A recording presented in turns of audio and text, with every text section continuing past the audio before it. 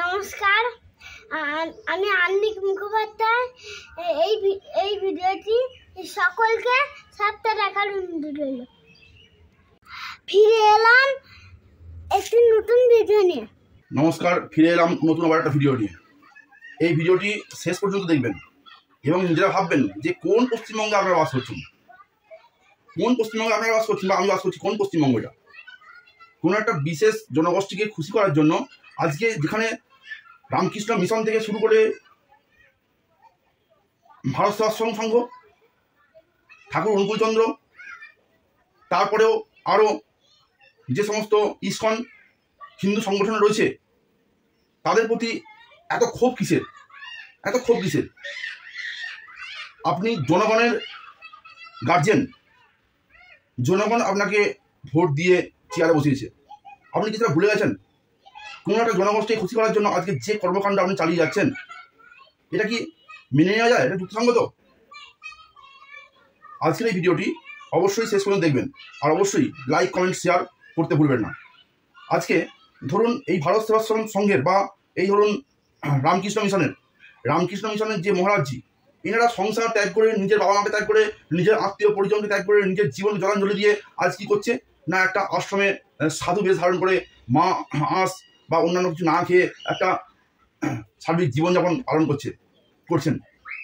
তো এই সাধু সন্তরা আছে বলেই আজকে আমাদের ধর্ম থেকে শুরু করে, আজকে আমাদের রাজ্য থেকে শুরু করে, দেশ থেকে শুরু করে সমস্ত কিছু চলছে। আজকে ইসকনের যারা মহান প্রভুরা আছেন, তারা প্রভুপাদের আশীর্বাদে তুষ্ট হয়ে তারা সারা ভারতবর্ষ নয়, বিদেশে পর্যন্ত আমাদের কৃষ্ণের নাম ছড়িয়ে দিচ্ছে। তাদের অপমান কোনোভাবেই মেনে নেওয়া যায় না। রামকৃষ্ণ মিশন যখন করোনা কাল ছিল, তখন রামকৃষ্ণ মিশনের অবদান ভুলে গেলে চলবে না। মানুষ যখন বেরোতে পারেনি, তখন রামকৃষ্ণ মিশন, ভারত সেবাশ্রম সংঘ এরা কাঁধে কাঁধ দিয়ে কাজ করেছে। আজকে তারা দাঙ্গাবাজ, তাহলে শেখ শাহজাহান কি, হনুব্রত মণ্ডল কি, এরা কি দাঙ্গাবাজ নয়? শরদিন্দু উদ্দীপন, ওই ফাজির লোকটা, শরদিন্দু বিশ্বাস, তাপস বিশ্বাস, হনুমানটা, ওরা দাঙ্গাবাজ নয়? যাদের প্রতিটি কথা রন্ধে রন্ধে দাঙ্গা ছড়িয়ে আছে। দর্শকবৃন্দ বলবো, আপনারা প্রথম ভিডিওটি দেখুন, দেখার পর লাইক, কমেন্ট, শেয়ার অবশ্যই করবেন আর কমেন্টে অবশ্যই লিখবেন। আজকে আমাদের পশ্চিমবঙ্গ যে জায়গায় চলে গেছে, সেখানে আমাদের যে হট্টাকটা মাননীয় মুখ্যমন্ত্রী মমতা ব্যানার্জি দিদিমণি, তো এনার উপর সারা পশ্চিমবঙ্গের দায়ভার তুলে দিয়েছিলাম আমরা। কিন্তু আজ মনে হচ্ছে যে আমরা ভুল করেছি, আমরা অপাত্রের দান করে দিয়েছি গোটা পশ্চিমবঙ্গকে। আর দিদিমণির কেন এত ক্ষোভ, প্রথম সেই ভিডিওটা আপনাদের সামনে তুলে ধরছি, একটুখানি দেখে নিন দিদিমণির কেন এত ক্ষোভ এই কার্তিক মহারাজকে নিয়ে। দেখুন ভিডিওটি। ক্যারেক্টার বিল্ডিংটার খুব দরকার, না হলে আজকে মন্ত্রী বলছেন আমি ব্রাহ্মণের ছেলে, আমার কোয়ালিফিকেশন এই, আমি নরেন্দ্রপুর রামকৃষ্ণ মিশনে পড়াশোনা করেছিলাম, আমি চারটা দপ্তরের প্রধান। জজ সাহেবকে বলছে দয়া করে আমাকে জামিন দিন। কল্পনা করা যায়? তাহলে এই নরেন্দ্রপুর পড়াশোনার কি মানে, এই এত কোয়ালিফিকেশন নেওয়ার কি মানে, যুক্তিকতা? আজকে সমাজ বলো, দেশ বলো, জাতি বলুন, যা কিছু বলুন, সর্বাগ্রে চাই মানুষ গঠন, ম্যান মেকিং মেশিন। মানুষ যদি গঠন না হয়, আজকে পশ্চিমবঙ্গের চিত্রটা দেখছেন তো, কি মানুষগুলো তৈরি হলো, কি মানুষের অবস্থা। আজকে ভুবনের কথা মনে পড়ছে, আপনারা পড়েছেন ভুবন? প্রথম একটা স্কুল থেকে কলম চুরি করেছিল, পিসিমা এসে বললেন না ও বাচ্চা, কলমটা চুরি করেছে, ভুল করে নিয়ে এসছে, ছেড়ে দাও। এরপরে বই নিয়ে এসছে, এরপরে শশা চুরি করেছে, এরপরে বড় চোর হয়েছে। এবং তখন পুলিশরা এসে যখন তাকে ধরেছেন, নিয়ে যাবে জেলে, তখন বলছে দাঁড়ান একটু, আমার পিসিমার কাছ থেকে ঘুরে আসি। পিসিমার কানটা কেটে নিয়ে এসেছিল। আজকে যিনি বাড়ির মালিক, তার ছেলে চোর, তার স্ত্রী চোর, তার মেয়ে চোর, সবাই চোর, তার বাড়ির মালিক কি দায়ী নয়? সুতরাং ভুবনের মতো অবস্থা হয়েছে আজকে পশ্চিমবঙ্গে। সুতরাং এটাও চিন্তা করতে হবে, চোখ কান খোলা রাখবেন।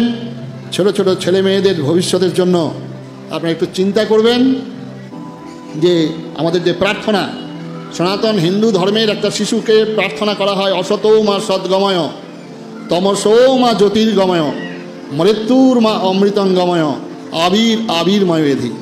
অসত্য থেকে সত্যের পথে নিয়ে চলো, অন্ধকার থেকে আলোর পথে নিয়ে চলো, মৃত্যুলোক থেকে অমৃতলোকে নিয়ে চলো। এটাই হচ্ছে ভারতবর্ষের প্রার্থনা। পৃথিবীর কোনো ধর্মের মধ্যে, কোনো মানুষের মধ্যে শিক্ষা দেওয়া হয় না যেটা ভারতবর্ষ দেয়। আর এই ভারতবর্ষের নামটার সঙ্গে একটু যুক্ত হবেন আপনারা। ভারত, প্রতিভায় রত, জ্যোতির্ধ্যানে রত যে দেশ, তাকে বলা হয় ভারত ভারতী। এতদ্দেশ প্রতুতস্য সখাসাদ অগ্র জন্মন সং সং চরিত্রং শিক্ষরেণ পৃথিবীয়া সর্বমানবা। এই ভারতবর্ষের চরিত্র শিক্ষা সমগ্র পৃথিবীকে আলোকিত করেছিল। সুতরাং ভারতবর্ষের এই যে সভ্যতা, ভারতবর্ষের এই সভ্যতার সঙ্গে পরিচয় হবেন, পরিচিত হবেন, ছেলে মেয়েদেরকে বলবেন পৃথিবীর কোথাও ঈশ্বরের জন্ম হয়নি, কোথাও বা জন্ম হয়েছে পয়গম্বর, কোথাও বা জন্ম হয়েছে ঈশ্বরের আদিষ্ট পুত্র, আর স্বয়ং ভগবান যুগে যুগে ভারতবর্ষের পূর্ণভূমিতে জন্মগ্রহণ করেছেন। আর এই ভগবানকে গর্বে ধারণ করেছেন আপনারা 10 মাস 10 দিন। তাই ধন্য, আপনাদের উদ্দেশ্যে প্রণাম শ্রদ্ধা নিবেদন করে আমার বক্তব্য শেষ। দেখলেন কেন এত ক্ষোভ এই কার্তিক মহারাজের প্রতি? কারণ উনি ছাতাছোলা ভাষায় একদম বলে ফেলেছেন আমাদের এই মুহূর্তে সার্বিক পরিস্থিতি কি। উনি তো কোনো খারাপ কথা বলেননি, ওনার বাক্যের মধ্যে একটা ল্যাঙ্গুয়েজ হয়, একটা বাক্যও তো খারাপ বলে মনে হয়নি। তাই আপনাদেরকেও শোনালাম। আপনাদের কি শুনে মনে হলো যে উনি একটা কোনো খারাপ কথা বলছেন?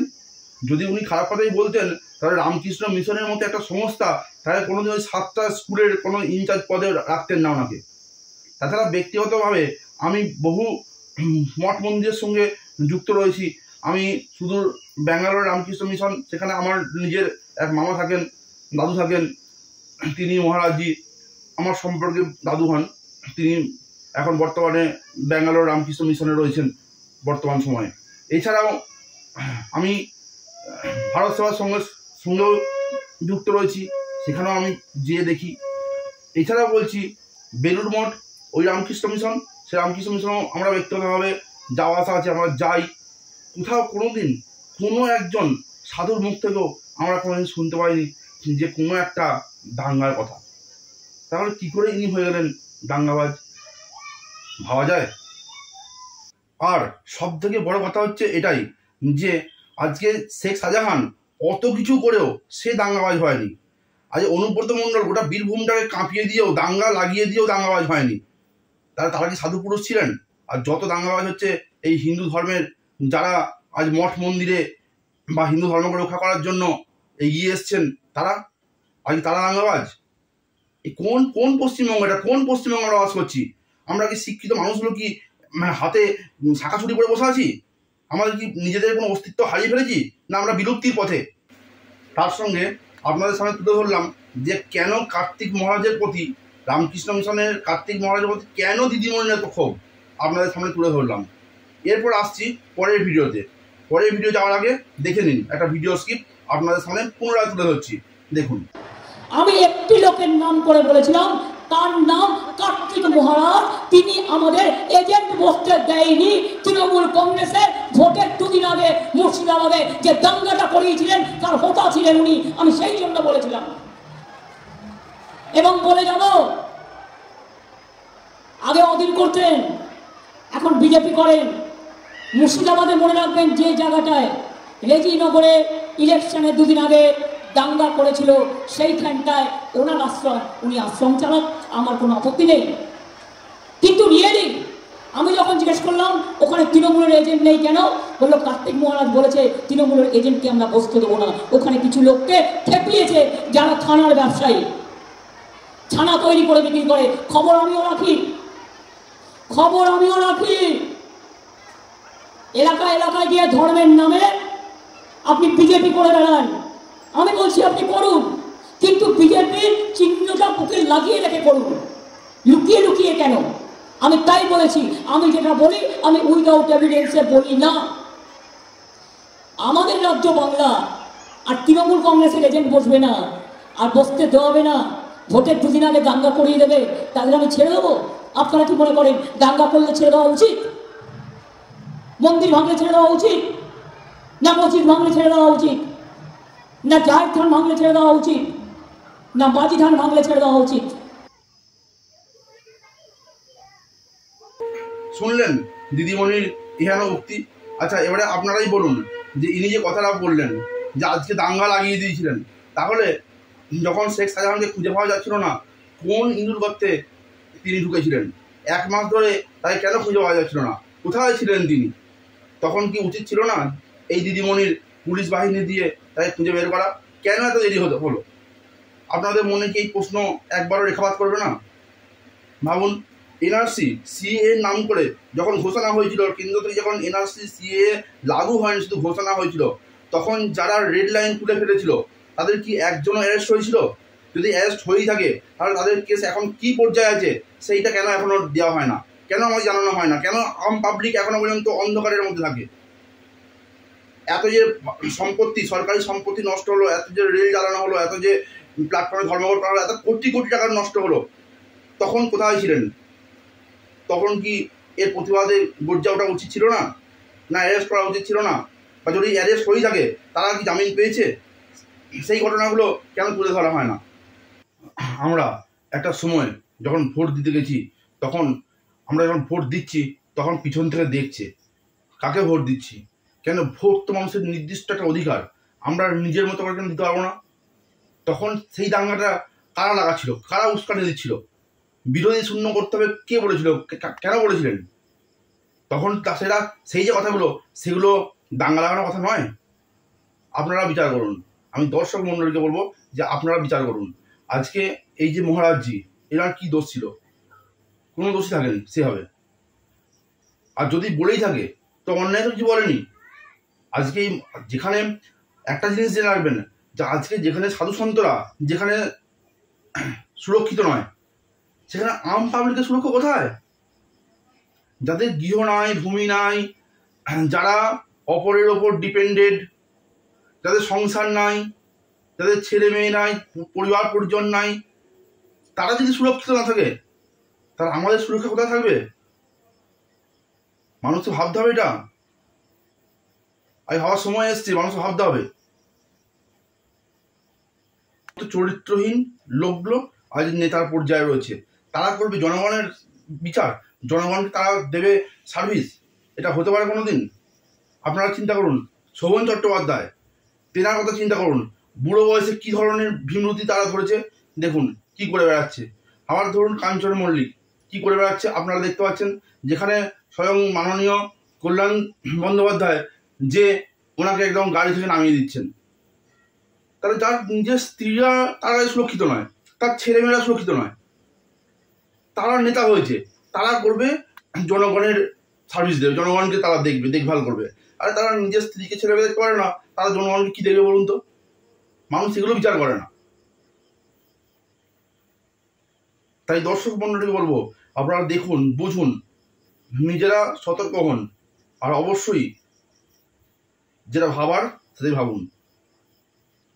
আজকে যদি না ভাবেন, আগামী দিনে আর ভাববেন না, তখন আপনার ছেলেমেয়েরাও শেষ,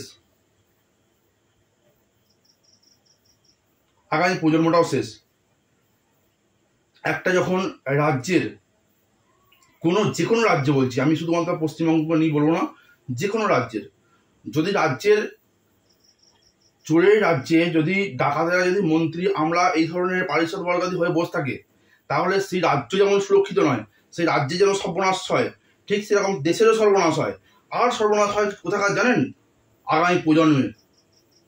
আপনারা যা করে যাচ্ছেন, আগামী প্রজন্মটা যেন নষ্ট না হয়, আর দেরি করা উচিত হবে না। এই ভিডিওটি এ পর্যন্তই। আবার আগামী ভিডিও নিয়ে ফিরে আসছি। যতক্ষণ না ফিরে আসছি, সুস্থ থাকুন, সুন্দর থাকুন, আর অবশ্যই আনন্দে থাকুন, খুব খুব খুব আনন্দে থাকুন। চারিদিক খোলা রাখুন, নিজের পরিবারকে রক্ষা করুন, অপরের পরিবারকে রক্ষা করুন, একে অপরের হাত মিলিয়ে চলুন। এই অঙ্গীকার রেখে আজকের ভিডিওটি এখানেই শেষ করলাম। লাইক, কমেন্ট, শেয়ার অবশ্যই করবেন, আর অবশ্যই চ্যানেলটিকে সাবস্ক্রাইব করে রাখবেন। সব ভিডিও সবার আগে পাওয়ার জন্য বেল আইকনটি অবশ্যই প্রেস করতে ভুলবেন না। পরবর্তী ক্ষেত্রে আবার এইরকম ভিডিও নিয়ে ফিরে আসছি।